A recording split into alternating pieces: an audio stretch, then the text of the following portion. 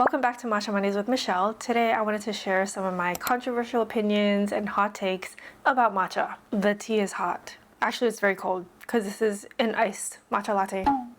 Anyway, I make matcha every day at home. I have been for the past 5 years now. I also have tried a lot of different matcha powders, a lot of different matcha recipes, and I just love matcha. So I have a lot of opinions on it, but I know everyone's opinion is different. These are just my personal opinions. I just thought it'd be fun to share. So let's start with the first one. So to start, let me show you which matcha I'm using today. This is Marukyu Koyamaen's Wako matcha. This is my first time trying Wako. I've tried other matchas from Marukyu Koyamaen. I've tried Ao Arashi, Isuzu, and Chigi no Shiro, and I loved Isuzu and Chigi no Shiro.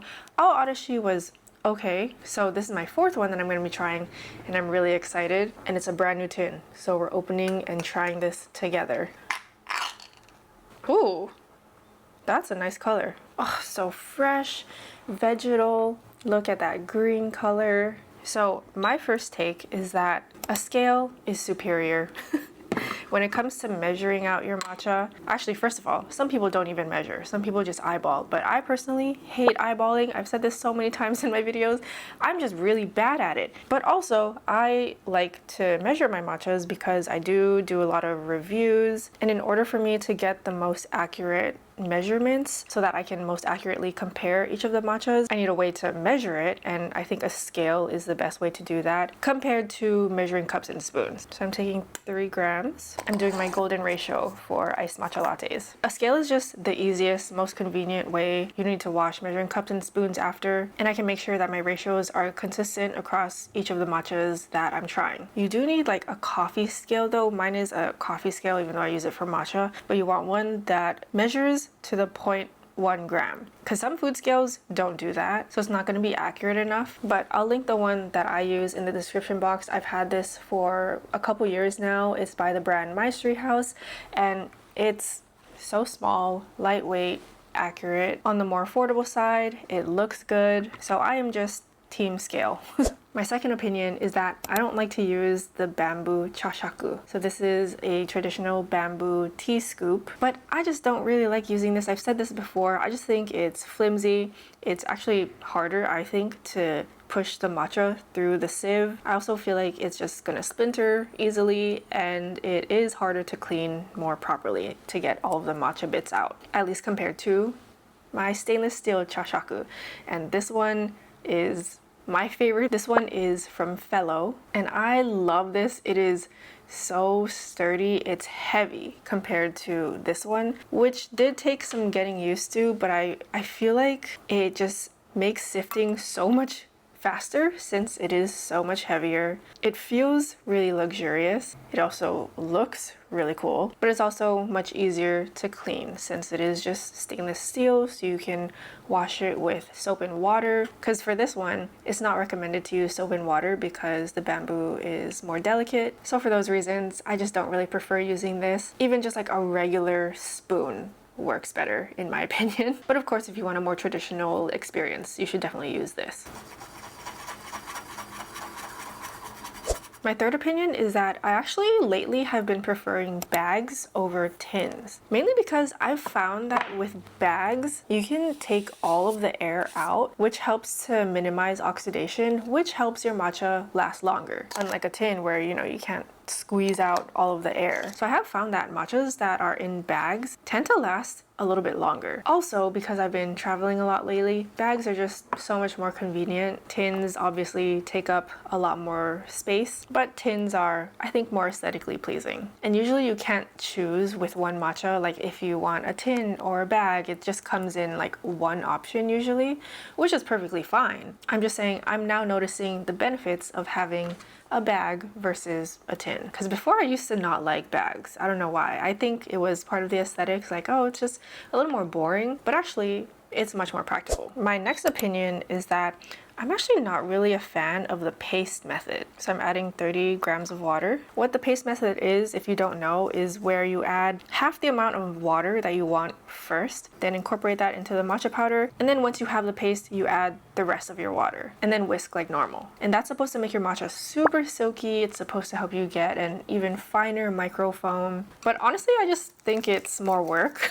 I've done it a few times, but I felt like it didn't really make a difference. It was just more time consuming, a little more effort, so I'm not really a fan. I know a lot of people swear by it though, so again, like if it works for you, keep doing it. Wow, this matcha smells very earthy. I'm getting some roasted notes like nori as well. My next opinion is that I actually don't really like a lot of foam. When I make usucha, I tend to make a lot of foam just naturally. Like I don't know how to make usucha without the foam. It's something to do with my whisking technique. Some tea schools teach ways on how to make less foam, but there are also some schools that teach how to make more foam. I'm definitely on the more foam side, just like by accident. I actually want to learn how to do it without the foam because I just don't like that super foamy feeling in my mouth. Yeah, it's also why I don't like, I think cappuccinos I think have a thick layer of foam on top. I don't really like that. I also don't really like marshmallows on their own. It's just like too foamy. But a nice microfoam like this is fine because it's like a really thin, small type of foam. But if I were using an electric whisk also tends to make your matcha really foamy, like really bubbly, and that I do not like either. And there was a trend before where people were making matcha clouds, just making really foamy matcha. And I tried it and it was not my thing. It was not my cup of tea. It just feels so weird in my mouth.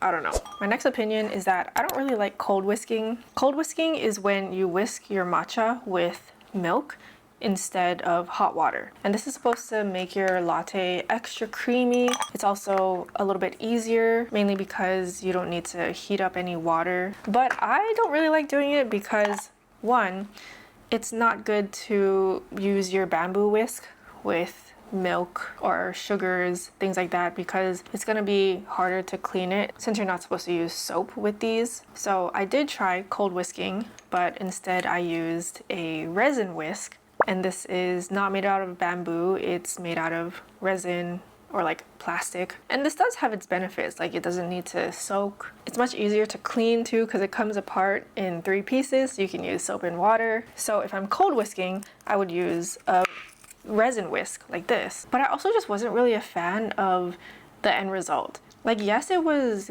creamier, but I also felt like the matcha flavor just wasn't as pronounced. Something about, I think, using the hot water really does bring out all the flavors of the matcha. Because when you're cold whisking, you're just using cold milk and then pouring it over more cold milk. So I just feel like I didn't get as much of the flavor out of the matcha that I would like. All right, so I've got my cup of ice and I'm gonna add 80 grams of oat milk. This might also be a controversial opinion, but I do prefer oat milk. I find that too much dairy tends to break me out. I don't really care for almond milk. I don't care for soy milk. There's just a weird flavor to them that I don't really enjoy. I'm also allergic to tree nuts, so I can't have coconut milk, macadamia milk, cashew milk, pistachio milk. So the next best thing for me is oat milk. And this is my favorite one because it doesn't overpower the matcha flavor. Another controversial opinion is that I don't use sweetener, and I've gotten a lot of comments from people being like surprised that I don't add sweetener into my matcha lattes. But I actually think that if you only like to drink your matcha as a latte with sweeteners, with syrups and flavorings and things like that, you might not really like matcha. You might just like sugar. Especially if you've never tried matcha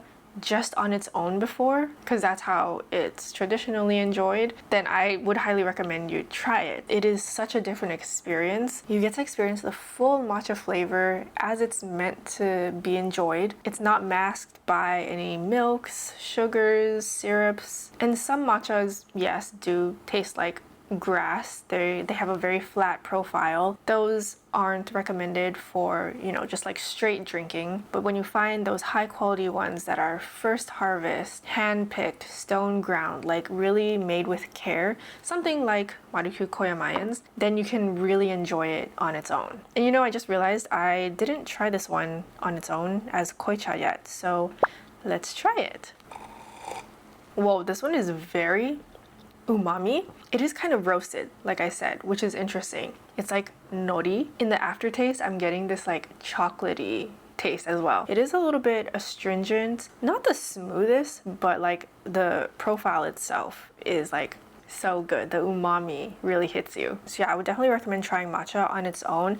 Maybe not as koicha, like how I'm doing now, because this is really thick and concentrated. I would definitely add at least like 70 grams of water to 2 grams of matcha. That's how to make usucha. And that's how it's more enjoyed traditionally. But yeah, so I don't use sweetener because I just want to enjoy the matcha flavor as much as I can on its own. And I do think if you've never tried matcha on its own without milk before, I would highly recommend it. Okay, finally, let's pour the matcha on top. Wow, gorgeous. I'm gonna get every last drop. Perfect. Let's give it a mix. This looks so good. Whoa, I didn't expect it to be so roasted. Yeah, it has a pretty good, like strong flavor too. The astringency goes away with the milk. I didn't find it to be bitter. It is vegetal, grassy, also pretty medium to full body. Like it's definitely lingering on my tongue. I really like this one. So my last opinion is that grassiness is good. Bitterness is also good. A lot of times people say matcha tastes like grass or matcha is so bitter. That's a characteristic of matcha, just like how coffee is also bitter. These things are kind of acquired tastes, but also not all matcha is bitter and grassy. The way matcha tastes can depend on so many different factors. There's so many little details that go into making matcha that a lot of people don't realize, because there's a lot of matcha like this one that have other notes other than just grassiness or bitterness. But also grassiness and bitterness is actually a good thing if you're putting it in a latte, if you're using it with sweeteners and syrups and flavorings. That grassiness and bitterness is gonna help the matcha stand out more against all those other flavors. So for me, when I say, oh, it's grassy and it's bitter, I'm not saying it in a negative connotation at all. I'm simply just stating the facts, like what I'm tasting. I know it's not a pleasant note for a lot of people, but like I said, it can be helpful, especially in lattes, and it also just is simply a natural characteristic of matcha. It's just what it is. It's not necessarily a bad thing. But at the end of the day, you can really just enjoy matcha however you want. Okay, so I did just prepare it as usucha. So this is the thin tea version, which I used 2 grams of matcha with 70 grams of water. So let's see how it tastes in this way as well. Okay, yeah, that roasted note is really pronounced. It really reminds me of nori. It is umami, savory, earthy, and vegetal, medium to full-bodied, astringent. My tongue does feel a little chalky after drinking it. It's pretty grassy and not like the smoothest texture-wise, but I really like that roasted note. It really comes through as usucha. It is quite creamy though. I feel this like richness on my tongue. I like it. So let me know your thoughts in the comments below. Let me know what your potentially controversial opinions are on matcha as well. Thank you as always for watching, and I'll see you next week. Bye!